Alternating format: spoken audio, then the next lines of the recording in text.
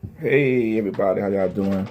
I wanted to just get on, do a quick video to send everybody to give an update on what's going on and what my thought process is moving forward. So we started the thing as fix and flip, and I talked to you guys all individually that of course we didn't sell it. We had to cash out refinance it at a 75% loan to value, which means it was worth 284. But we cash out refinanced it at 213. That's the max we can get. And so I'm looking at what's happening in the market, and I even talked to some of my lenders, and they were telling me that same thing I'm feeling, where a lot of the great deals that was happening in the past are kind of not being there when it comes to the fix and flips. And so let me give you an example of what I'm seeing, and it's the same thing that we experienced on our first property. So long story short, we bought it, of course, and then you get all the things that it takes to build. I mean, fix it up. So when we got to the end, we had a potential buyer. Best offer we got was 240 minus some. They wanted some more seller concessions, but there were some things we found that the inspection that they wouldn't allow me to fix. It was gonna cost another $3 grand to fix, and we could have got that fixed, but that would have cost another $3 grand. So our offer it would have been like 240 minus $3 grand. So let's say 237. So that was going to be the offer that we would have been able to pull from that deal or profit from that deal.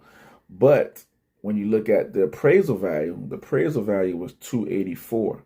So the best offer we were getting around that 40 and less, less 240 and less. So why is that happening? So what's happening is, especially in Florida, there's a lot of builders and builders and builders, and they're building up new properties. And what I'm seeing is the newer properties are pushing the value up that's being built. The new property that's being built are pushing the values for the appraisal value. So our property was a fix and flip, it was an old home, and it was 4 bedroom, 2 bath. So it pushed that property value to about 284, which exactly 284. I thought it was going to appraise at 245, 250 in the beginning, but it pushed to 284. But what's happening is that people are not buying the fix and flips at their appraisal value. So one thing I would tell people about real estate, it doesn't matter. It does matter, but it doesn't matter really what the appraisal value is. It only matters what the people that pay for it. So yeah, it appraised at 284, but nobody was going to buy that. Nobody was willing to buy it at 284. They was buying the newer properties at 284 or 290 or whatever. And that's what I'm seeing as I go around the areas and I'm seeing these new homes, smaller homes, but they're coming up around 290s.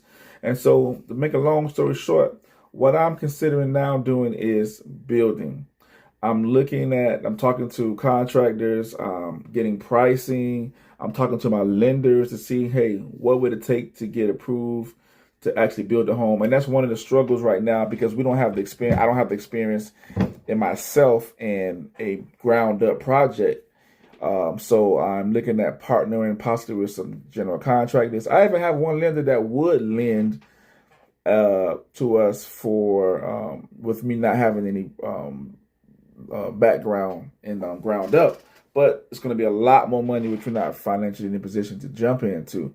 Um, and even with ground up, there's a lot more cost. But I'm seeing that if we're going to move forward, I need to consider building. So right now, I'm just doing my research, looking at numbers, how much it costs for the land that I'm looking at, the areas I'm looking at, how much would it cost to um, build property on that land, and then what am I expecting the after construction cost to be? When I say after construction cost, meaning what is it going to cost to buy, what is it going to cost to build, what is it going to appraise at based on the area and so all those factors. And if those numbers make sense, it may be just better to go ahead and start focusing on building instead of fixing up. So, for example, I'm gonna show you a clip real quick, a screenshot of a property there. I'm in different Facebook groups, and they send different properties that's being for sale, and I'm gonna let you look at that right quick. So take a look at that.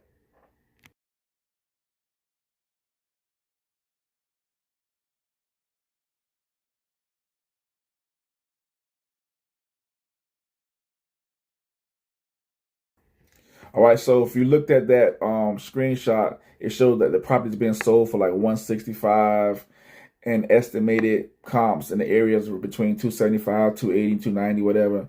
So it's pretty much almost similar to our project that we did.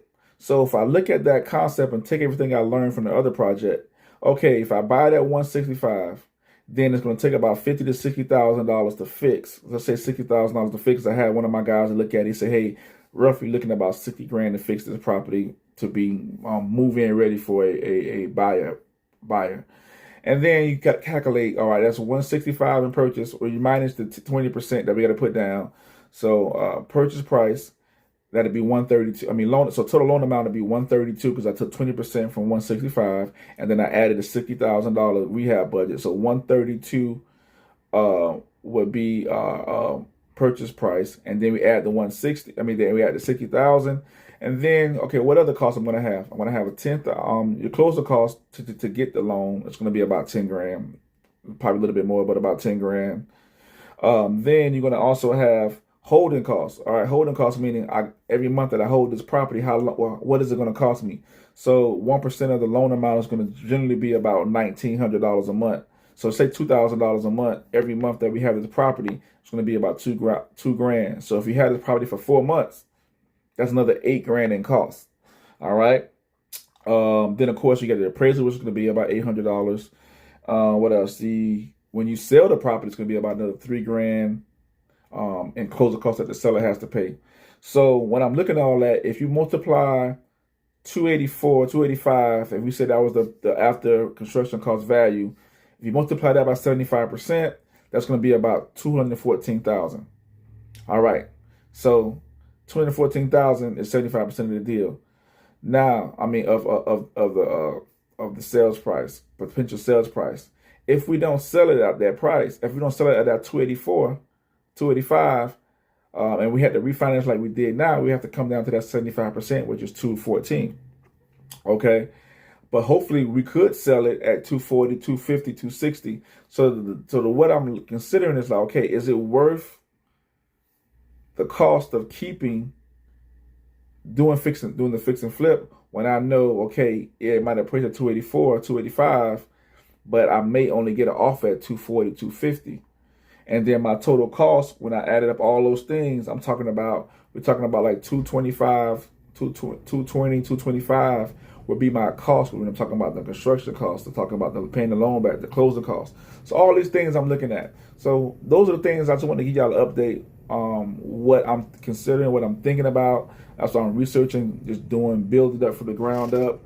And just give me a couple months to really look at what direction we're going to go. And I'm still considering fix and flips. If a great deal comes in and it just makes a lot of sense, then yes, I most likely would jump on it. But where the market is and how the new construction loans, people are just buying the new houses, not the fixer-uppers as much. And they're not buying it for the value that the newer homes are coming at. So with the cost of labor and the materials, just trying to decide which would be best. So like I said, give me a couple of months. I'm trying to consider what's going to be the best thing to do. And then I'll come back and give you guys an update, maybe before the end, of what direction we're going to go, unless something pops up in between. All right, talk to you soon. Bye.